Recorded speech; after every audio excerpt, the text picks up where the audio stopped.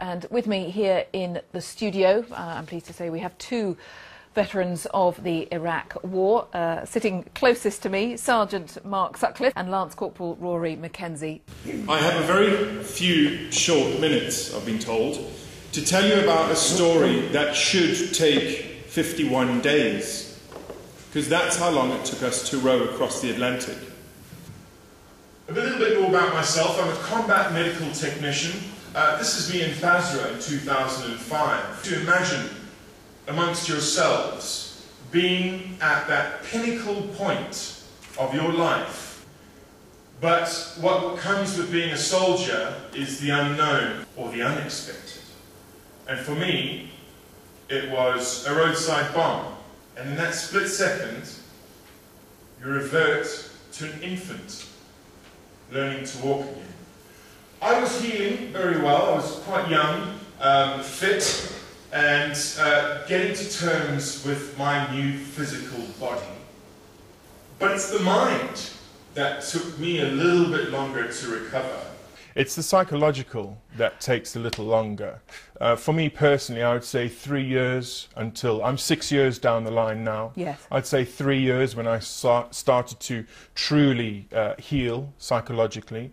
But my concern is 20 years down the line.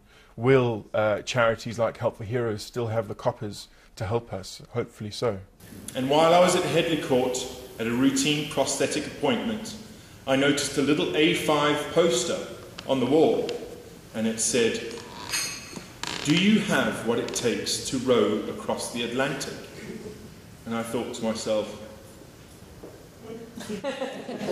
yeah.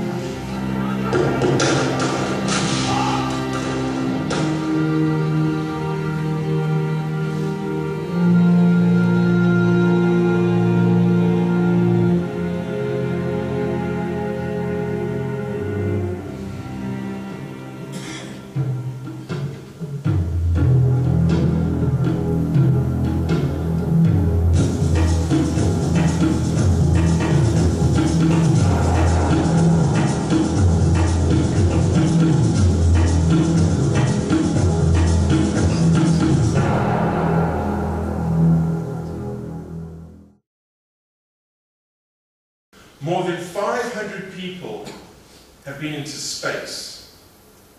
More than 1,000 people summit the Everest in a month, on a good month. Only 470 people have ever rowed across the Atlantic Ocean successfully. So it was a big task.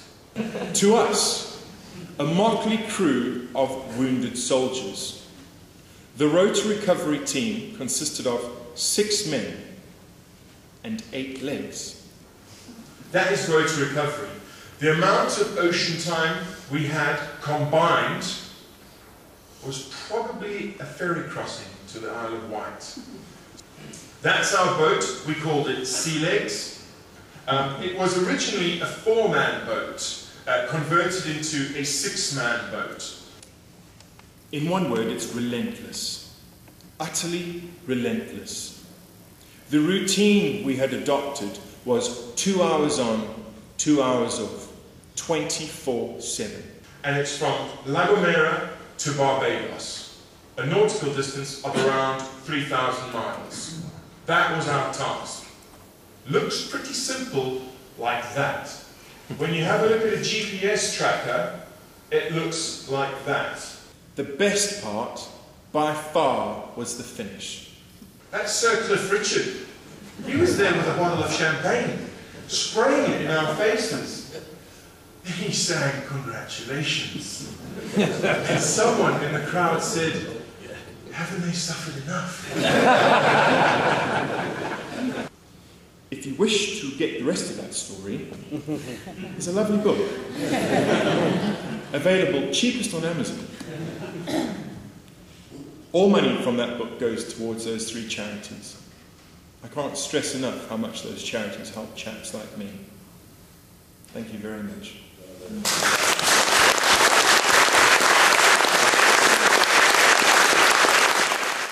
And that's why you're a motivational speaker. Says it all, doesn't it? Thank you so much. It's a real pleasure to meet you both, Rory Mackenzie and Mark Sutcliffe, and all the very best as well for all your endeavours in the future. Thank you very much.